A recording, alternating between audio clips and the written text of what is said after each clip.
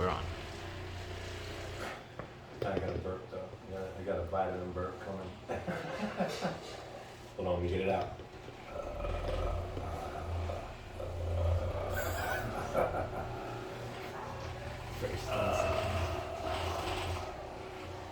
Alright, are we ready? Yep. Let me get rid of my Uzi. It's my therapy gun, people. My therapy gun. That's my. I'm masochist on my leg. Alright. Alright, we're almost done with this Medicare Advantage. We're almost done with this Medicare conversation, alright? We started under social insurances. We opened, I should say, with Social Security. And although it's not a big tested portion, let's flash back real quick, because you do remember it's not welfare, right? It's an entitlement program because you worked for it. Those 40 quarters, you worked for it. You got 40 credits, 10 years, 1 credit per quarter. So now boom, we're done with SSI and we moved into Medicaid, right? Medicaid was the welfare, was the opposite of entitlement. It's a welfare program, low income, right? Poof, gone. That's all I need you to know about that right now, because we already went over that, right? Then we get to Medicare. Remember, Medicare is kind of like the SSI, and they are connected in a few ways, because if you've been injured and you're collecting SSI benefits, and you've been collecting SSI benefits for 24 months, you qualify for Medicare. That's the only way, you being under 65, you're going to get Medicare. Okay? So now let's talk about this Medicare. That entitlement thing that we've been talking about, I don't need that right now. I'm feeling confident. I don't need my cliff notes. That entitlement thing that we were talking about. So Medicare everything starts with step A, right? Medicare is no different. Medicare Part A is the hospitalization. Why? Because if I'm injured or sick or whatever the reason is, I'm not going to have them come to my house. I'm not going to sit down in my recliner and be like, Doc, what's wrong with me? No, rush me to the hospital, right? Well, when I get to the hospital, if they give me a comfy bed, I might as well have went to the Hilton, right? Because a room doesn't do anything for me. It's the doctor. So Part A is for the hospitalization. Part B is for the doctors, right? Doctors are only diagnosing you. It's not like they're going to go ahead and say, hey, walk it off. No. In our world, remember, you're not getting healthy according to the medical industry if you don't start scarfing down some prescription drugs, right? I'm not vaccinated. Yet, I guess. I don't know. It's only a matter of time before I'm mandated, but whatever. We're not here to talk about me, people. Anyway, Part D. Prescription drugs. So what do we have? Part A is the hospital, Part B is the physician, Part D is prescription drugs. Why did I jump over Part C? Because whoosh, you can see your way out of here, because Part C is not actually one of the components of Medicare. It's a private version of Medicare. Remember that Part A and B we talked about? Part A and B is covered by the federal government. It's what we call private fee for service, original fee for service, because Medicare covers the bill that goes with any physician that will accept Medicare payments. Makes sense, right? Part C that we got rid of, the reason we didn't talk about it when we talked about Part A, Part B, and Part D is because Part C is private fee for service. That's replacing the original Medicare system that the federal government has for you. And think about it like the original Medicare was your Publix. That's kind of retail. Yes, they have a distribution chain, but we're buying things one at a time, so our cost is higher. We go to Costco, Sam's Club, something like that, cost goes down, right? We're members, we pay for that. Similar to the story between A, B, and D and Part C, because Part C doesn't enhance any aspect of Medicare. Part C replaces how you receive your Medicare benefits, okay? This is very important. A and B is original Medicare. You can't get healthy without the location, the doctor, and the drugs. And D is always for drugs. C is not for cookies, for Medicare Advantage. right? So this Medicare Advantage thing is just simply replacing the A, B, and the D. Can you have a standalone prescription drug plan with a Medicare Advantage plan? No. Well, there are two exceptions, cost plans and medical savings plans, but you're not tested on the exceptions. At the next level, you're probably tested on the exceptions. My daughter just left. I'm not even going to edit that. You just got to see me say goodbye. Anyway, so now we're going to move in, and what I like to consider in reference to, so we're done with Part C, private, right? We're going to go back to this original Medicare and this prescription drug thing, right? Because the last part that we are going to discuss is Medicare supplement. Supplement. What's a supplement? It's something that enhances something else, right? So what does Medicare Part E, for all of the above, what is this supplement? Well, it's really a cost-sharing tool, okay? Because original Medicare has limitations. When I say limitations, it pretty much covers everything, but it covers everything for a limited amount of time. So if you remember, when we went to Part A on the hospitalization, you were responsible. Part A does not have a premium.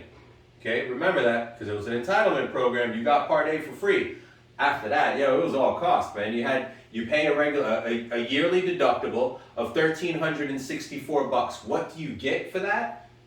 Let's flash back. You're gonna get 60 days of hospital care, right? Completely covered. After your 60 days, what do you get? You get a couple more days. You get another 30 days. But man, guys, that original deductible of $1,364, once you go over that first 60 days, the next 30 days are going to cost you, man. Those next 30 days cost you $341 a day. That comes out to $10,230. That's a lot of money, right? Well, what if you were in the hospital for longer than that original 60 days that was allotted, plus the next 30 days that you paid that $10,000 for? Because Medicare is done with you after 90 days, except for this one time. They'll give you a 60-day allotment of benefits. I don't know if you can say they're giving it to you, because you know what kind of accommodations I can get for $682? Where'd I get that number from? I just made it up. I didn't. That deductible, that $1,364 deductible, that first copayment that we discussed is actually at $341 is 25% of that deductible. That second number, if you notice, it was double amount. It was $682, 50% of the deductible, okay? So what is this Medicare supplement supplementing? It's supplementing these things. Boom, you can't even see it, but David's gonna put all kinds of illustrations up there. I don't know, maybe you can see it. I don't. You think I look at this? I have to deliver this. You think I look at this? I don't look at this. Anyway, what does Medicare Supplement Part E cover? The financial stuff that I just went over, guys. It actually covers 100% of that daily copay that we talked about from the 60 to 90 days. It covers 100% of the bonus 60-day copayment of $682. And it also covers more. Tell me, Jay, how much more does it cover? Yo, I feel like Billy Mays right now, right? I feel like the skinny Billy Mays. Oh, wait, I can't do that. Billy Mays died, didn't he?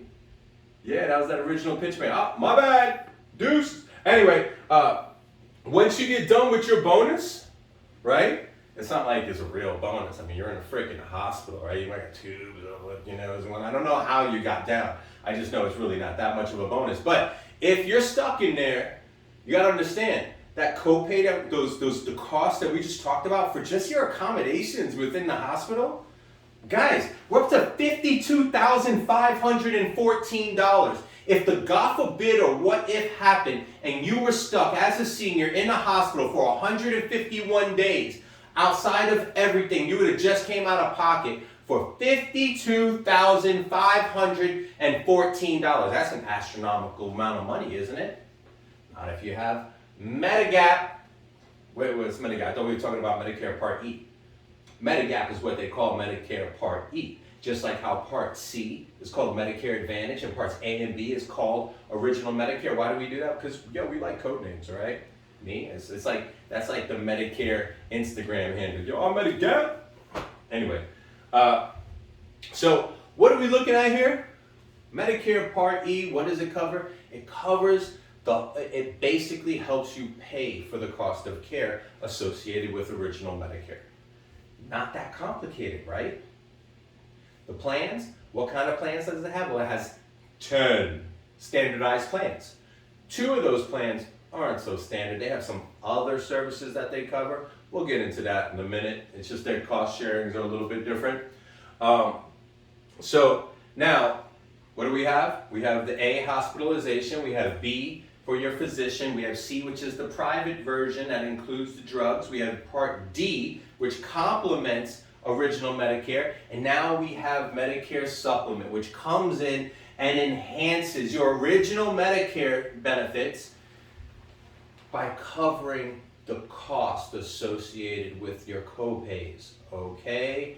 Huge. How much, you kind of almost have to look at it. And actually, as many times we've gone over, I really hadn't thought about the fact that it's almost like a living final expense policy, right? Like, because if you were going to be injured or you're going to be in the hospital for 151 days, well, at $52,000, $52,514, yeah, your Medigap policy, I mean, you're paying a monthly premium for it, but I can promise you it's going to take you a very long time before you rack up a $52,000 bill with Medicare.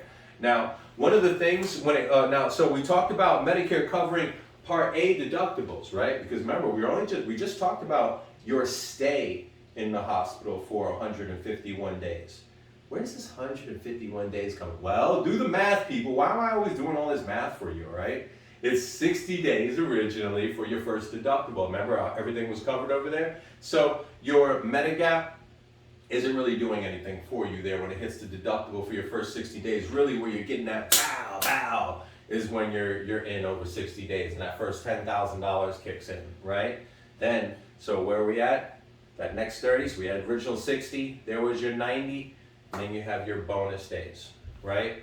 That bonus, one-time allotment, remember it's 50% of your original deductible, $682. You get 60 days of that. That's that $40,000. So altogether, we have 150 days. Why do I say 151? Because your cost, it's all yours on that next day.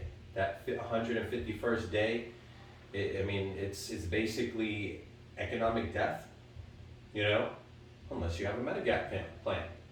And so that's what I like about the Medigap plan. When I'm not a senior, so it's not like I have it, but when I looked at it and we started learning about it, some ailments do take a long time, and it's really nice that a Medigap plan will cover you for 365 days beyond that 150 days.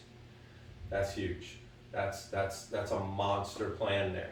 All right, now in reference to your Part B, your physician. So your Part B, you do have to pay a premium, you do have to pay a deductible, and you do have to pay co-payments, right? Well, your co-payment is your co-payment is 20% of whatever the bill was, right? Well, with a Medigap plan, that 20% is covered and you'd be responsible for a copay of either 20 or $50. So that's pretty good. That's pretty good there. So now I come to my cheat sheet, right? So let's go ahead and let's look at the numbers again real quick before we move into provisions.